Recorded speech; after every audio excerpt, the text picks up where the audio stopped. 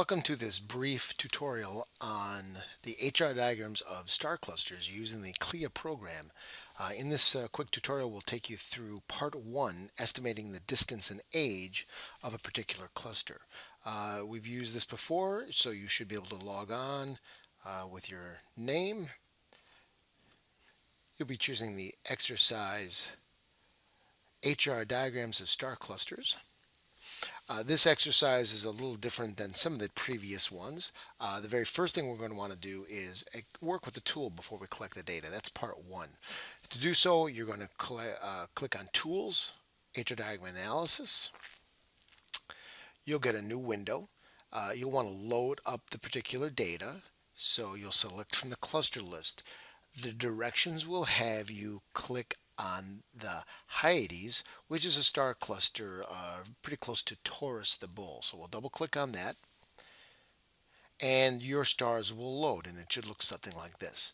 Now, of course, if I were to do the Hyades, there would be no need for you to do part A. So I'm going to replace this with a different cluster. However, all of the remaining steps will be the same except the locations of the stars will be slightly different.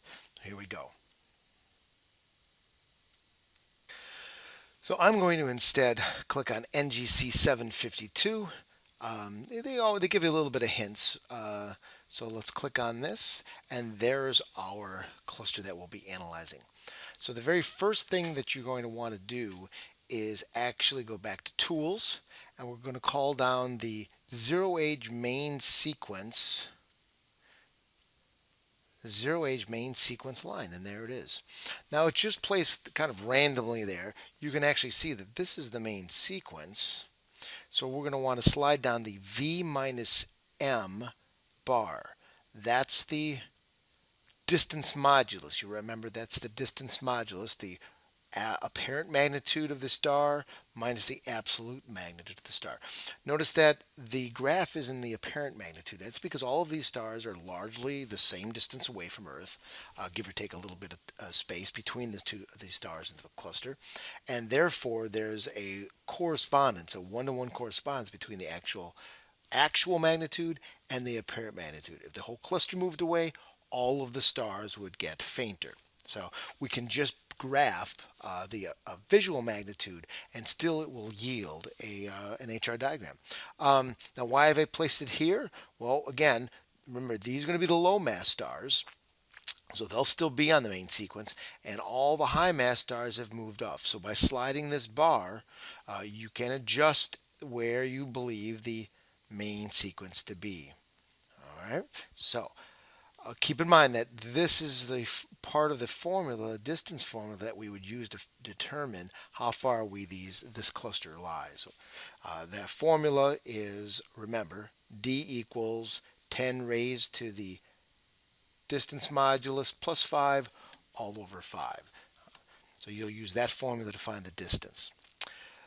To actually age the cluster, we're going to call up this isochrones.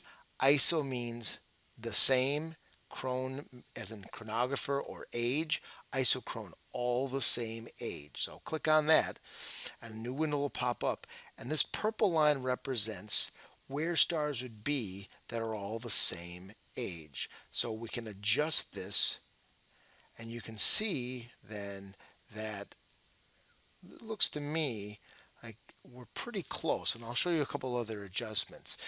In other words, all of these stars are gone, and any star that's about the same age will move along here. We can make the fine adjustments by doing one of two things. This is a very old cluster, and that was the hint. How old? Well, if you look right here, it says age in giga years. Giga years, right? Billions of years. So this would be 1.1 billion years old. So it's a pretty old cluster, meaning more than likely some of these stars are first generation stars or second generation stars. So they're not going to have high metallicity. Remember, our sun has a relatively high metallicity because it's actually been recycled several times. So let's bump this one down to make it over a little bit, and we'll then adjust the age. I'm not happy with that.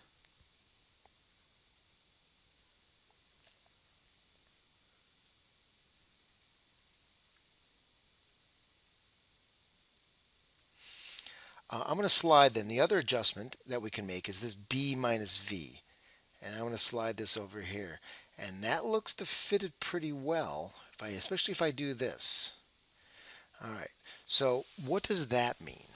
Well, the B minus V, remember the B is blue and the V is visual, kind of greenish.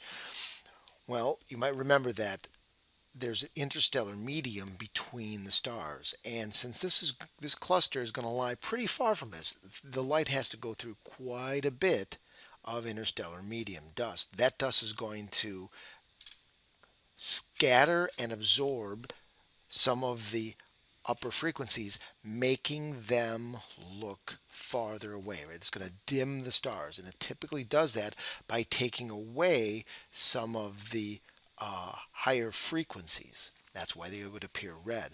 Well, what we can do is we can adjust this by basically adding a little bit. So we can add 0.2 to this value. What we're trying to do is adjust for any interstellar medium, changing the color of the stars ever so slightly. And you can see that I'm pretty happy with this. A couple hints. Along the main sequence, the two lines, the purple and the green, should be pretty close. The purple line should cover most of the stars, and I might say, what about these? Well, these stars are now moving off.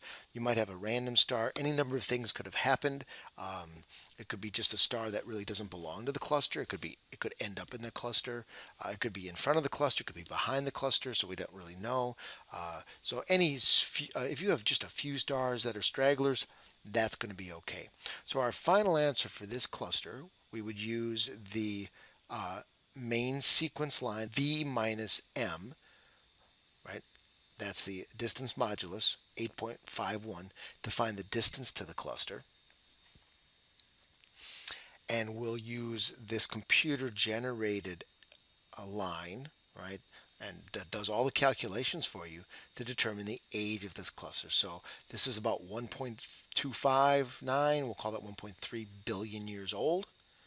And it would lie at a distance of, using the formula, to find its distance.